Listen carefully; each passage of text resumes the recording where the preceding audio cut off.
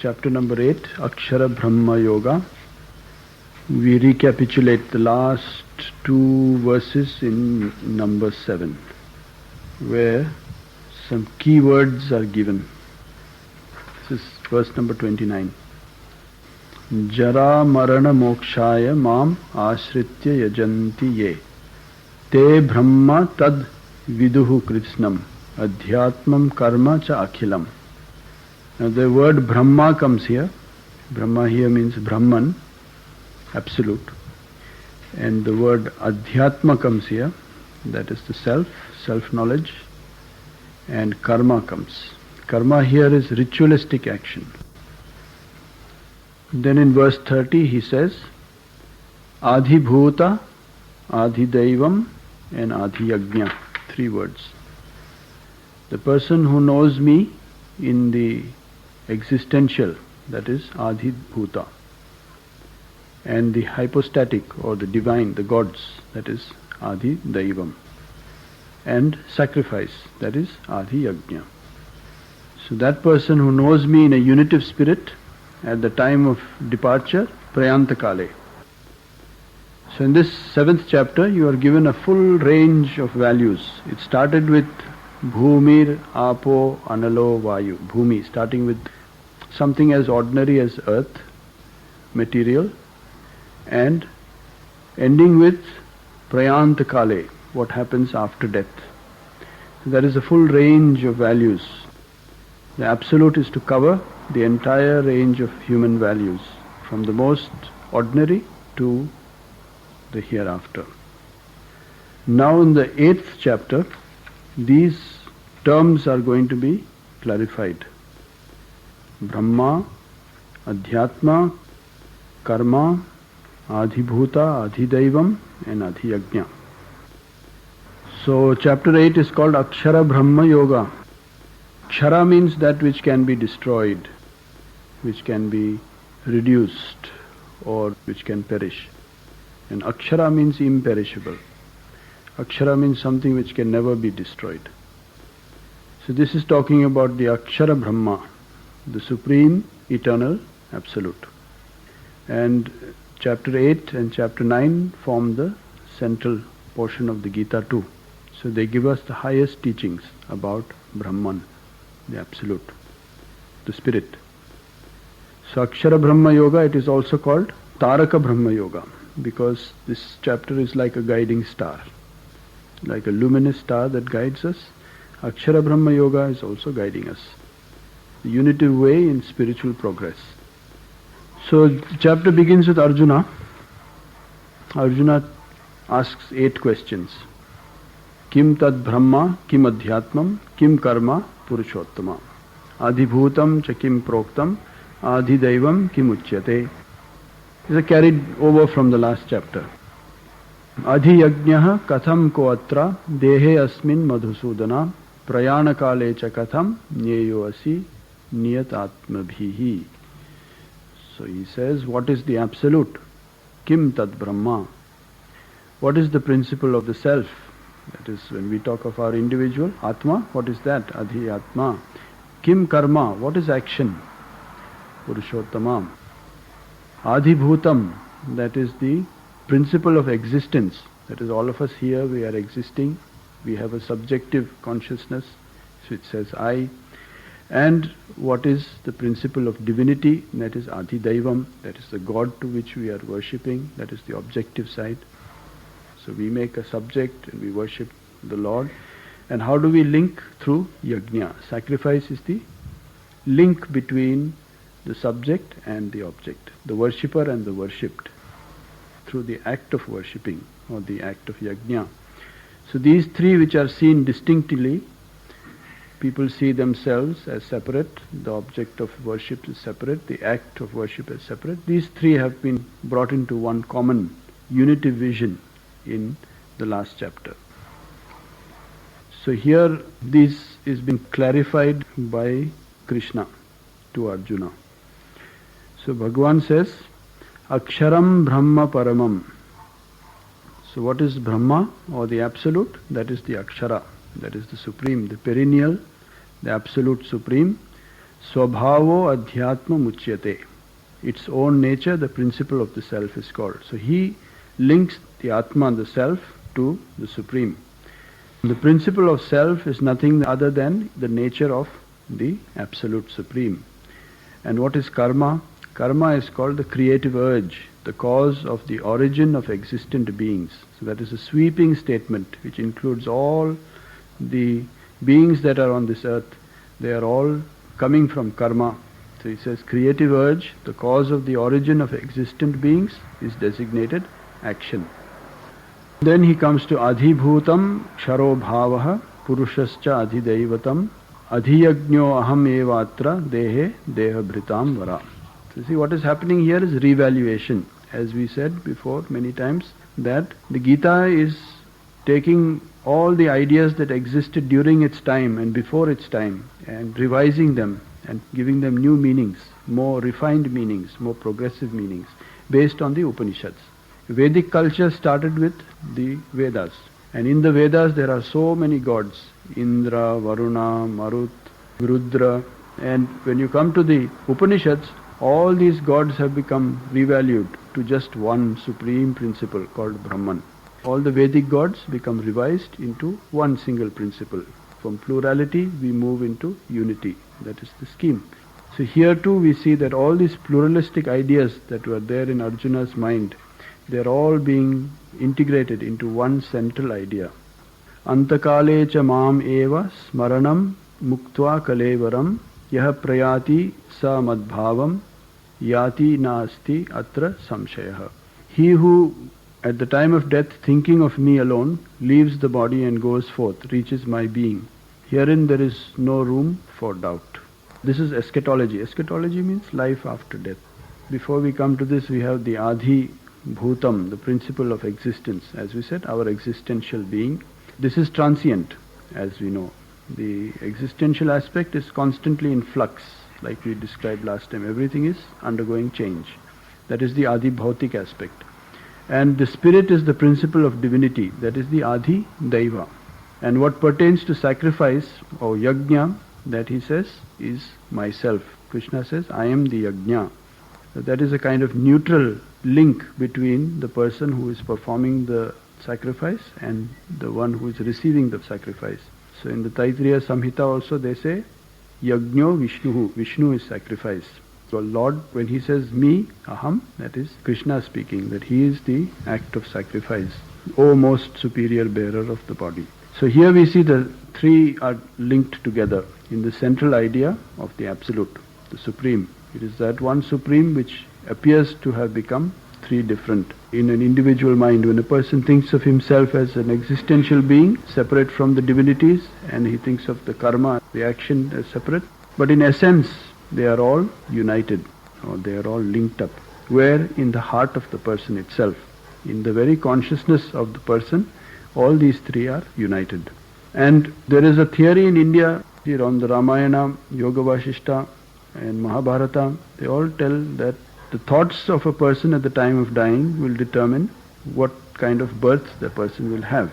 Now that means you can't just suddenly pick up the Gita just before you are dying and expect to feel that you will unite with the Lord. It takes a whole lifetime of cultivation, many years of practice to make sure that at the time of death your mind is fixed to the Lord and not deviated. So to reach that you should have, he will say later on, constant remembrance. There should be a constant bipolarity, tuning with the Lord. And then at the time of leaving, you reach my being. There is no room for doubt. Whatever manifested aspect a man thinks of at death when he leaves the body, that, O son of Kunti, he reaches, whose thoughts always conform to that particular life expression. So this is the same idea, that whatever thoughts that a person has, that he will reach when he leaves the body. That is why the simple thing that is required is tasmat sarveshu kaleshu, at all times, mam anusmara yudhyacha, think of me and also fight. Maya arpita mano buddhir mam evai ashyasi asamshayah. Without any doubt you shall come to me. This is verse number 7. Therefore at all times remember me and fight. Now what is the fight that is taking place here? In the beginning the fight was the Mahabharata war, the battlefield. But slowly as we proceed along the Gita, we find that the battle becomes internalized. So in the 3rd chapter we read that Kama Rupam Durasanam, the desire becomes the enemy. And so the fight is against desire.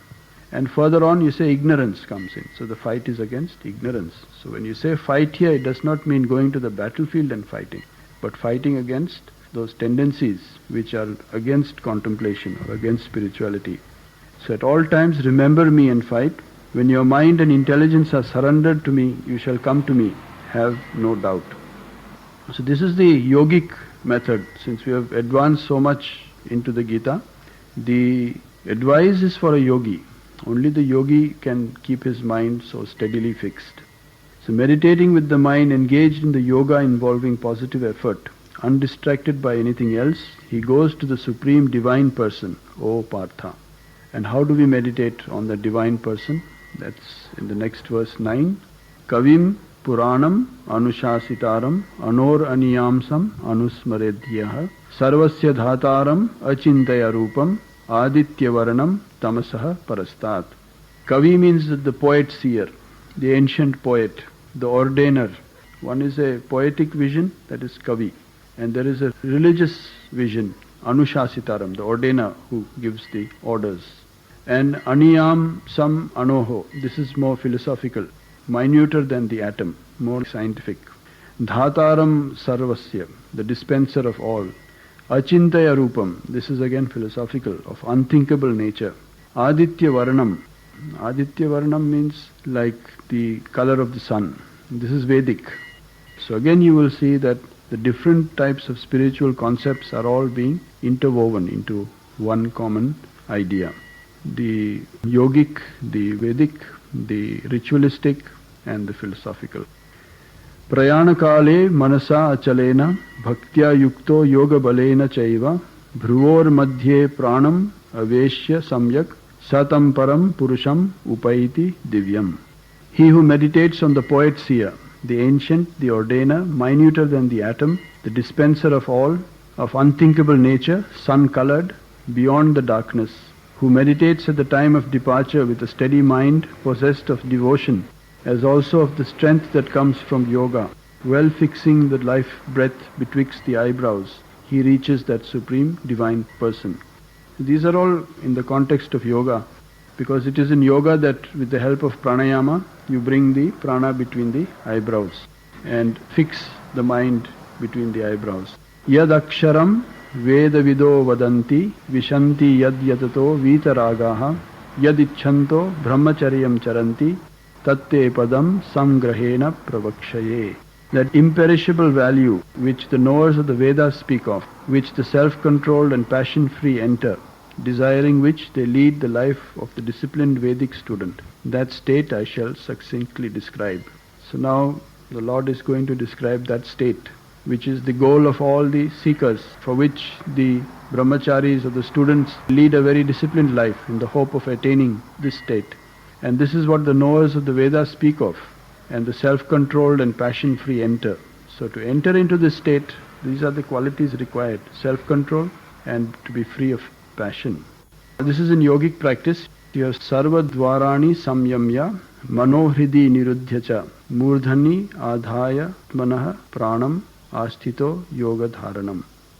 Om iti ekaksharam brahma vyaharan mam anusmaran yah prayati tyajam deham sayati paramam gatim. After uttering Om, it is to be accompanied by its counterpart by remembering the Absolute. So you just don't mechanically chant Om, but at the same time you remember Brahman, the Supreme. Inhibiting all exits means there is a yogic control.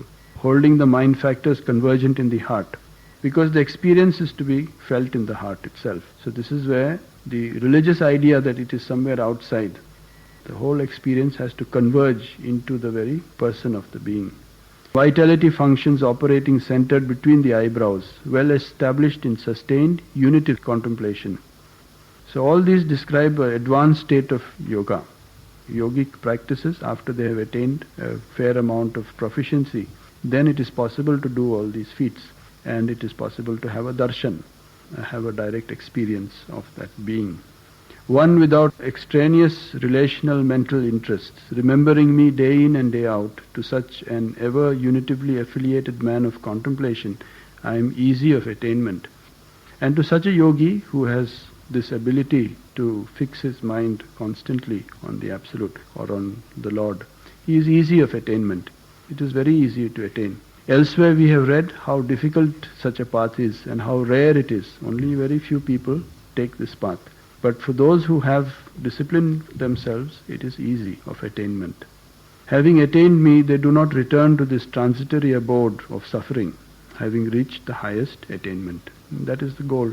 When we talk of the goal in Vedanta, it is to be reunited with the Spirit, reunited with the Source. And once you are reunited with the Source, there is nothing to come back to the earth for.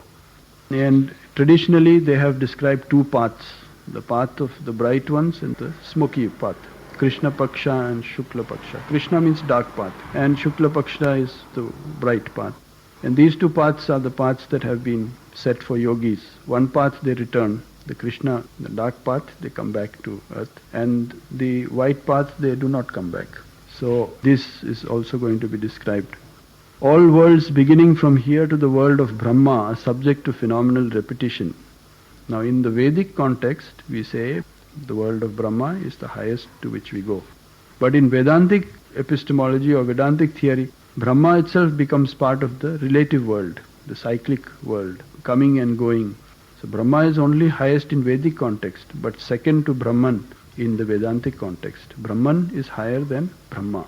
And this goal that we are reaching now when we talk of moksha is Brahman. We have to reach Brahman. Sahasra yuga parayantam aharyad brahmano viduhu ratrim yuga sahasrantyam te ahoratro vido janaha. And this Brahma is given a day and night principle, just like we have a day and we have a night. And when night comes, we are all hushed, we are gathered to ourselves. But the world doesn't disappear, it is virtually existing. It is just hushed for a few hours. And then with the break of day, again everything gets back into full stream action again. Similarly, Brahma also, who is creating this universe, he goes through such cycles. But his days of thousands of yugas, which means millions and millions of years, is one of his days. And then he has another night of equal duration, when everything will become quiescent, quietened. And then the next day of Brahma starts, everything will start projecting again.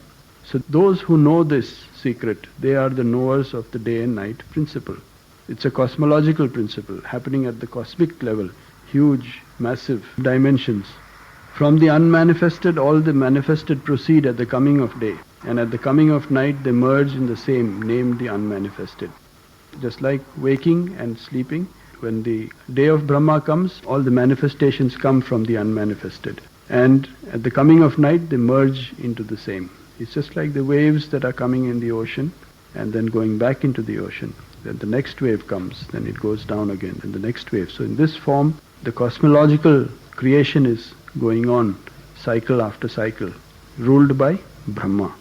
The very same aggregate of beings coming into existence again and again merge subject to necessity on the onset of night, O Partha, and comes into being at the coming of day. So with the necessity, that means there is a imperativeness on it. There is no choice there. By force, absolutely necessary, you find everything will just spring forth in the coming of day, and with the coming of night, everything will become merged. But beyond this unmanifested, there is yet another unmanifested perennial existence, which among perishables itself does not perish. But is that the highest? No. Higher than this, there is another unmanifested, which does not participate in this, which is aloof, which is of a different order altogether, which is the imperishing. And that is beyond this unmanifested. This unmanifested and manifested are cyclic. But beyond this, there is another unmanifested, perennial existence, which among perishables itself does not perish. That unmanifested is called the imperishable. That is the akshara. Avyakto akshara iti uktas. Avyakta means that which is not getting vyakta, which is not manifesting, which is not coming before us. That is avyakta, unmanifested, and it is aksharam, imperishable. Tam ahuhu paramam gatim yam prapya na nivartante tad dhama paramam mama. So they say that is the highest spiritual path, attaining which they return not. Such is my supreme abode. So this is the goal to which those who do not return walk, on the highest path, on the path of that akshara, that imperishable. Purusha saha paraha partha bhaktya labhyastya ananyaya yasya antah stani bhutani yena sarvam idam tatam. This is the Supreme Spirit, O Partha, within whom all existences abide, and by whom all this is pervaded, who is attainable, however, by devotion exclusive of all extraneous factors. So this Akshara Param, Supreme Imperishable, it is in this that all existences abide, and by whom this is pervaded, Sarva Vyapt, it is pervading everything, and which is attainable by Ekantika Bhaktika. Only those who are devoted to only that, exclusive of all extraneous factors, it is attainable. Now he comes to the details of the eschatology, the cycle of birth and death. That cosmological occasion in which yogis go forth causes them to return or not to return, as the case may be. That temporal circumstances I am going to tell you, O chief of Bharatas. So here the Gita too takes up this popular theme of the two paths, the path of the bright ones, the path of the dark ones. And these are the lakshanas or the signs. Fire, light, daytime, the bright fortnight of the 6 months of the summer, northern solstice, Uttarayana. Going forth on that cosmological occasion, those people who can understand the Absolute reach the Absolute. So this is of course referring to the yogis, not to the ordinary people. The ayogi person who has no spiritual discipline, it does not apply to that person. Just because the person is dying at Uttarayana and the bright fortnight does not mean that he will go to the Absolute. Smoke night, the dark fortnight, the 6 months of the winter southern solstice, on that cosmological occasion, the yogi attaining the lunar relativistic light returns. It means the yogi has some vasanas remaining or some cloudiness, and therefore it is dark. His consciousness is not fully enlightened, illumined, and therefore the relativistic light. Shukla Paksha and Krishna Paksha. In India we have the summer, the first half of the year is generally dry, and if you look up at the sky is clear, there are no clouds. And when the second half of the year, after the monsoon start, you find that rains come and the sky is all cloudy. So they use that analogy for the mind of the yogi. And the mind of a yogi is absolutely clear. It has no vasana. His consciousness is absolutely clear, like this clear sky. So that is a symbol of the Shukla Paksha, bright half of the year, or the northern bright half. And then the second half is when a person's mind is not fully cleared. He still has vestiges of memory or vestiges of desires or some other factors there. Then you say that is like a cloudy mind. And that is compared to the second half of the year. And such a mind is bound to be back in the relativistic plane. Otherwise, loosely applied, you can say of any person who dies at that particular time, first half of the year, you cannot consider him to have taken the supreme path or the paramgati or the way of no return. So it applies to yogis, and it's a symbol of the inner state of mind of a yogi. These, the white and the black, are known to be in this world the twin perennial paths. By one of them one attains to non-return, while by the other one comes back. Understanding the basic nature of these two paths, O Partha, one of contemplation is not confounded at all. Therefore at all times, O Arjuna, be unitively established in yoga.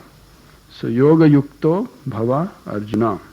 The Gita is also a yoga shastra, and so at all times, sarveshu kaleshu yoga yukto bhava Arjuna. So this lifestyle is one of continuity of all times, the constant remembrance of the Lord, the constant practice of yoga, the constant devotion to the highest. So you can see that it is a very intense form of concentrated or concentrated devotion that leads to this paramgati, rather than the distracted or the inconsistent type of yoga which will not give these results. Whatever meritorious result is found implied in the Vedas, in sacrifices, austerities and in gifts, The contemplative who is unitively established, having understood this teaching, transcends all these and attains to the supreme primal state. You see, the religious person is concerned with gaining punya, that is the meritorious gift, and doing sacrifices, austerities and giving gifts to get punya. But here the emphasis is on understanding. The contemplative understands, and by understanding he attains a higher attainment than the person who is merely correcting punyas or meritorious deeds. So here it is clearly said that it is through understanding that a person will transcend and attain to the supreme primal state. So the emphasis is definitely on understanding. You can see that the supreme highest absolute, Akshara Parama Brahma or Akshara Brahma, is being clarified, and how a yogi is to relate with that Akshara, how to meditate on that Akshara, and the kind of discipline that is necessary. As we said before, because this is in the center of the Gita, this is the most intense teachings. The highest teachings are here, between this chapter and the 9th chapter. So it is talking always of the highest goal, the Param Lakshana, the place of no return, and also the ideas Prayantakale comes in. The eschatological factors come in. What happens after death? Because death being the culmination of a man's or a person's life on earth, and how that can be taken as a stepping stone to move further in a spiritual ascent, the ascent of a person in the spiritual realm. So that is the whole theme, going to the Akshara, merging with the Akshara through understanding the nature and then becoming merged in that state. So that is the Taraka Brahma Yoga, or the guiding star, the guidance that this chapter gives for a yogi or for the aspirant to be able to fix your mind all the time, which is not an easy task because so many factors of the relativistic world. That is why in the beginning we are given the 8 different ideas, and they are all united, because behind all the variety the essence is one. And that essence is what we have to understand. And by understanding that essence, you transcend the relativistic plane and attain to the Param Gati, the supreme path, highest path. So this is the beauty of the Gita, that it manages to integrate all these various themes and present in very authoritative terms the Absolute, the Brahman, and gives a way to relate with that Brahman. Brahma is Vedic, and Vedantic it becomes Brahman. Brahman is the same as God. God we say theologically, right? Words and meanings, the way we use words and the different paths people take. So when you say God, theologically we are saying God. It is not different from Brahman. Brahman is the same thing. Brahman means that which includes everything. Nothing can be outside Brahman. Brahman is a framework to include everything. And that is why in the 7th chapter we see, starting from Bhumi to Prayantakale, the complete range of human values are included in Brahman. And that Brahman is equated to the self. Though it is so vast and so huge and so all-inclusive, it is to be discovered within a person's heart itself by the process of contemplation, by a process of understanding. Through practice, every time we practice, we are purifying ourselves. Every yajna we do, we are purifying ourselves. Every meditation we do, we are purifying ourselves. So this process, when it is carried on or intensified, finally you begin to see within yourself that Absolute. Your understanding becomes so clear that you understand it. In the Buddhist thinking, we say we are what we think, and our thoughts are shaping our destiny also. So naturally the emphasis goes on the way we think, and that is how we are forming our future. So then what kind of thought is the best thought? The thought of the Lord is the best. So keeping that thought always uppermost in the mind and still functioning. The example of a cyclist watching the sunset. He can do both at the same time. If he is a good cyclist, he can pedal along and he can also watch and see the sunset together. Similarly, in life too, we can be engaged in our work if we are experts, good at it. At the same time, our mind can be meditating on the Supreme, on the Lord, keeping both these factors in our life. That ensures the constancy of the progress, or the constancy of our spiritual ascent. Doing Maam Anusmara Yudhya Cha, think of me and also fight. And then there are the yogic practices which are inevitable. When you say restraining the self, turning the mind inward, controlling the movement of vital breath, that is the prana, and bringing the mind to a focus. These are all yogic practices. They are also necessary because you need a yogic body to have spiritual experience. Spiritual experience will not come in an undisciplined body. It will come only after the nervous system has become trained or disciplined to receive the intensity of the experience. It will be quite an intense experience. So you have to have a system which can sustain it, which can experience it. That's where the yoga comes in. By doing yoga, the system is prepared. So with both these factors, devotion, practice of yoga and knowledge, you bring yourself to that supreme experience. And once that experience comes to a person, then life and death become meaningless, because there is no more thing like living or dying or coming or going. You are established in that eternal self. So you have become an immortal person. You have become a Jivan Mukta. And at the time you can think of shedding the mortal coil, as they say. It's not anything like dying. You have merged with the Absolute. So that is the goal of the Gita. That is inserted here and in the next chapter too. So here we find even karma has become now not an individual thing, but a collective functioning that's happening. The creative urge which brings everything, plants and animals and human beings are all sprouting by a kind of creative urge. And that itself is designated as karma. Brahmaloka is designated to a cyclic world, which in the Vedas are considered the highest level to which you can go. But here Brahmaloka is considered only a secondary realm, which is still in the throes of the cyclic necessity, which means there is no choice there. A person by force will be made to manifest, and the time is over, automatically withdrawn. So there is no freedom as the freedom of the imperishing. The akshara or the transcendental is above such a cyclic function. So there is greater freedom there. You are not bound by the natural cycles of creation and dissolution. So that is why you say the best, the highest, and the most supreme. That is what the Gita says. When it says Akshara Brahma, the most supreme, the highest, that is what the yogi is striving for. The 9th verse gives us the various concepts on which we can meditate. When he says Kavi Puranam Anushasitaram, the ordainer, the Anushasan, the one who is ruling over and who is minuter than an atom, who is the dispenser of all and of unthinkable nature and sun-colored, beyond darkness. So these are simple ideas which we can ponder over. When you want to describe the indescribable or you want to think of the unthinkable, these are the little keys which you can meditate as the ordainer, minuter than the atom, dispenser of all sun-colored, beyond darkness. This gives us an idea of what the Absolute is like.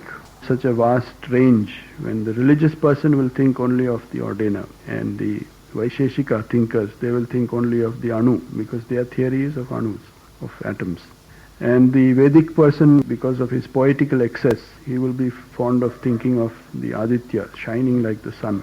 But here all these ideas from the different branches of practices and the different religious practices are all being united into one central theme, that these are all aspects by which we can think of the Supreme, the Absolute, or the Brahman, Akshara Brahma. So that is the end of chapter 8.